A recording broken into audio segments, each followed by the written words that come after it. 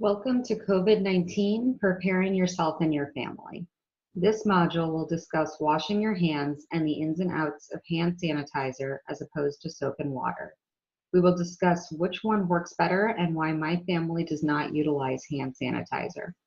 My name is Sam Lishak. I'm the owner of Absolute EHS. Hand sanitizer has been flying off the store shelves for a few weeks now.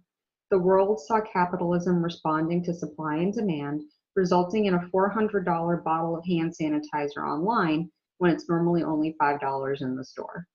Many articles have been written about people who recognized the need for sanitizers early on and who drove from state to state buying as much as possible, only to be told by online marketplaces that they would not be allowed to list their inventory.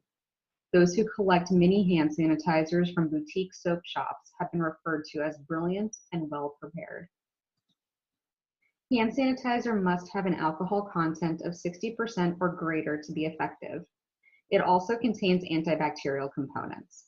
The alcohol and antibacterials break through the germ cell's membrane and breaks the proteins inside.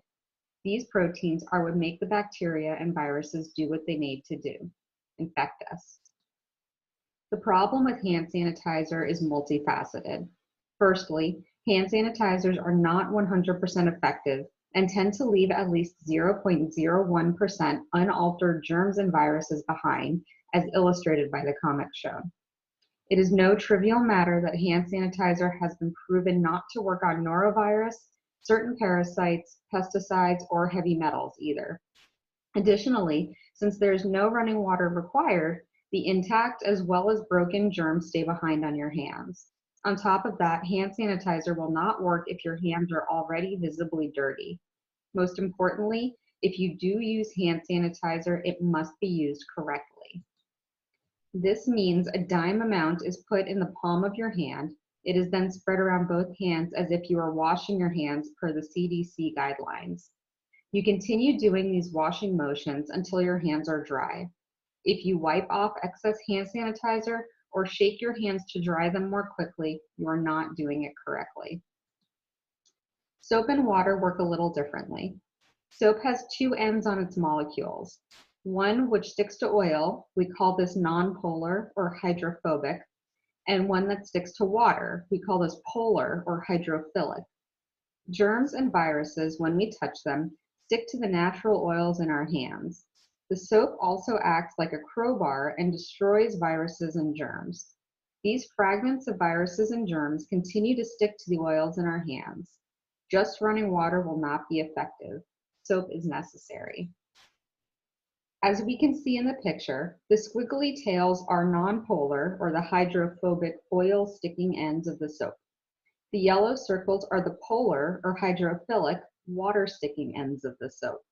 When we follow the CDC hand washing diagram to wash our hands, we naturally create enough friction to help the soap get all the way around the dirt, germs, and viruses. We can see that we are creating enough friction by seeing how much soap is lathering. After at least 20 seconds and a good lather, we can rinse our hands off under clean running water.